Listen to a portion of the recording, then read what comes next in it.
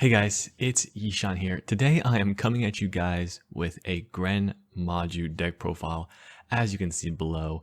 I know I've been doing a lot of Lyrilusc Tri-Brigade content recently, and I know I have a lot of Gren Maju followers as well, so I want to do a deck profile for you guys. I know this meta isn't the greatest for Gren Maju, and there is a ban list coming soon. Don't worry, I will have another deck profile for Gren Maju after the ban list.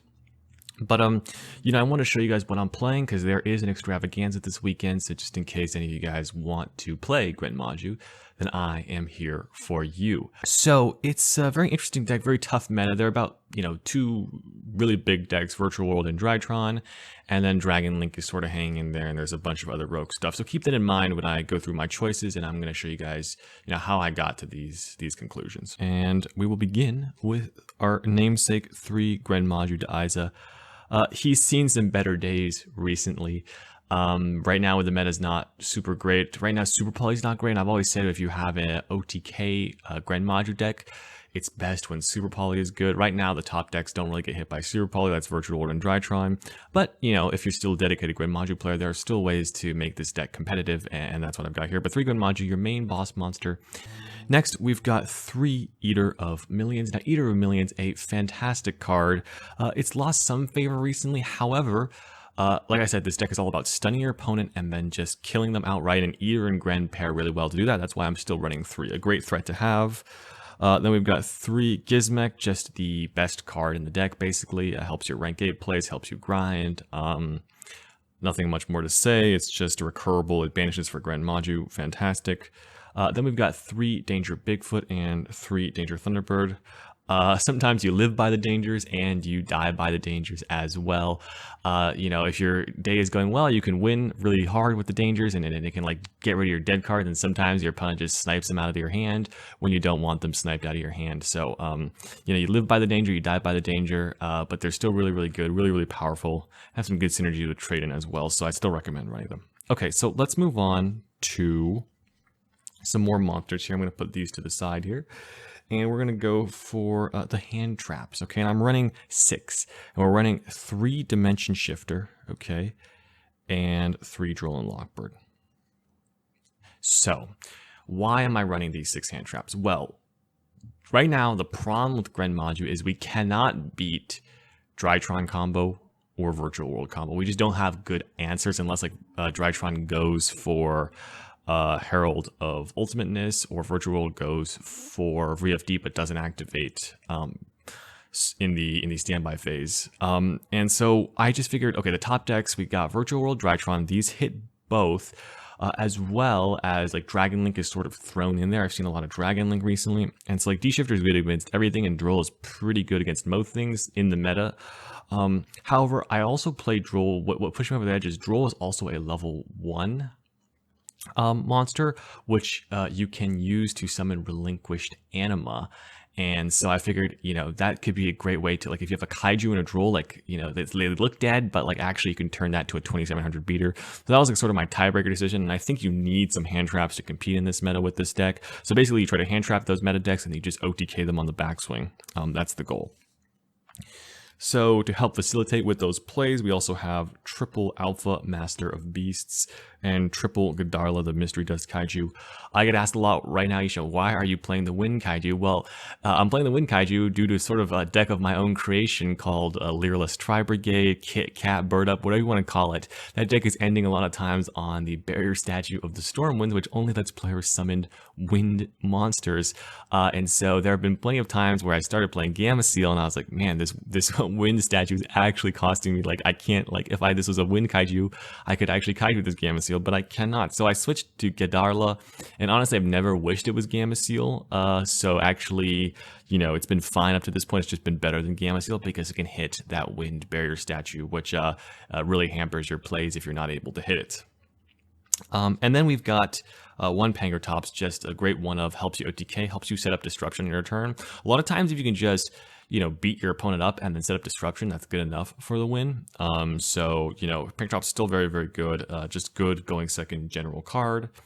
And then we've got 2 Hextrude and 1 Glyph to round out the rest of the monsters, and then of course to go along with the 2 Hextrudes, And the Glyph, you have the 3 Golden Castle. I like this a lot because, like I said, this deck is trying to hand trap and then OTK, and this lets you summon level 8s, you know, like Hex Troop, pop a monster, pop their monster that they summoned, and then go into Draglubian OTK. Okay, so that is that. Next, we have the rest of our spells, so I will actually move these to the side. We have 3 Pot of Desires, just the best card in Gren Maju. People ask me, should you play Pot of Prosperity? No, you should just stick with Pot of Desires in the OTK decks. Maybe in the Stun deck I could see Pot of Prosperity, although I still think Extravagance is probably superior in that deck. But yeah, so you got the Pot of Desires, of course, and then we have the Terraforming, which is actually slightly better than Glyph in this version of the deck because of the side deck, and we'll get there soon. But if you're going to run my side deck, you definitely want to run Terraforming. And then we have 2 trade-in. So the problem with playing Dimension Shifter is it makes trade-in slightly worse, so I cut it down from 3 to 2. It also makes Call by the Grave worse, so I got rid of that card, and also makes Monster Reborn worse. So I didn't want any dead cards when I drew D-Shifter, and so basically I cut those out and only kept in the trade-in. And I took out those cards and put in Drolls as well to help with these combo decks in the meta. So that is it. 40 card main deck to help you draw your side deck cards. So the side deck, I viewed it toward the meta as well. We've got 3 Artifact Lancia. So, you know, this is like just one of the best side deck cards. I would almost man it, except it's not good against Drytron, but it's really, really strong. And I like that the fact that it's like, you can use it like during the middle of a game and still get value out of it. So I really, really like Artifact Lancia. Okay, so that is the start of the side deck. Then we have this Numeron engine, and shout out to Head to Head Battles, who was at least the first person I saw really trying this out. Now, what do I think of the Numeron engine? It's 3 Numeron Wall, 3 Numeron Network, and then either 1 or 2 Numeron Calling. I played 2 Numeron Calling because I just don't want to banish 1 off Desires, but I could definitely see going down to 1. Because usually you only use 1 per game anyway. There's no really reason to have the second one. The Numeron Wall basically searches the Numeron Network. What I like about this is it can't be ashed, so it's pretty strong, and it summons Zexal.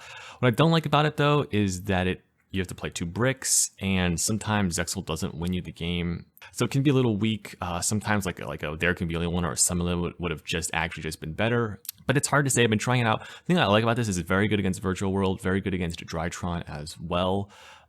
So, you know, that's why I like it right now. And it's also pretty good at going second because the Numeron monsters can attack and deal lots of damage. So I'm trying it out. It's been working all right for me. So I definitely recommend you try it out. But I think depending on the meta, There Can Be Only One, some of the Floodgates might just be better. But, you know, I've enjoyed the Numeron cards so far. And then last bit of our side deck, we've just got some back row removal, 2 Lightning Storms, Red Reboot, and a Harpy's Feather Duster. You know, just your standard back row removal. If you don't have Lightning Storms, you know, you want to play something different, just play Twin Twister. It's perfectly fine.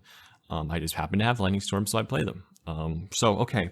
That is the extra deck. Let's move on. That was the side deck. Let's move on to the extra deck here, where we have one of our favorite cards, the Draglubian package, which Draglubian can summon Numeron Dragon or Hope Harbinger Dragon, and Numeron Dragon go to 9k attack and just OTK your opponent, and Hope Harbinger can negate spells and that nature.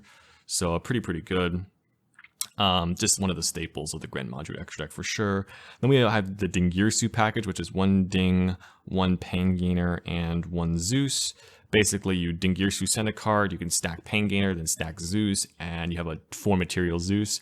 It's really helpful for like breaking your opponent's boards and then setting up an interruption if you can't quite OTK. A lot of times 2 Zeus activations is enough. And then for our last 6 Cs, it's a meta call. We have 1 number 68 Sanfon, the Sky Prison. Decent against Virtual World going first, but pretty good against Drytron. Also, if you're able to if you're not able to OTK the Drytron player, but you can set up a Sanfon, that usually puts you in a good spot as well. So just like a meta call there, and it can be turned into a Zeus later if you want to. So there's that. Okay, so now for the rest of the Cs, since we're not playing Super Poly, we have lots of space here. And I'm playing all 4 Numeron Gates. You only need 3 for the Zexal, because when you go for the Zexal, you just summon 3. However, you know, like a lot of times you'll have Numeron Network later in the game, and you want to summon all 4, because these guys can do actually a boatload of damage to your opponent. It can actually help game your opponent. So I like to actually have all 4 in the case that I'm using them in battle, because then you want to have all 4 for sure. That's why I have these. And then for our Link monsters, I have one relinquished anima, so this basically is comboing with the Numeron Wall, the Eater of Millions, or the Droll Longbird. A lot of targets for this relinquished anima. And what you can do is you can either, if your opponent plays into zone, or you can kaiju and make relinquished anima like 2700 beater. So really, really cool. It basically gives you some utility for your level ones that you might not have otherwise had. And it can help you close out games and make dead cards actually good. So I really, really like relinquished anima. And then we've got one Nightmare Phoenix and one Nightmare Cerberus as our staple link 2s. You know, Nightmare comes up a lot of the time just to, you know, pop some stuff. So that is the deck profile, guys. I hope you guys enjoyed. Personally, I am looking forward to the ban list so I don't have to face Virtual World and Drytron anymore. I've got my fingers crossed, but I'm not too hopeful about it.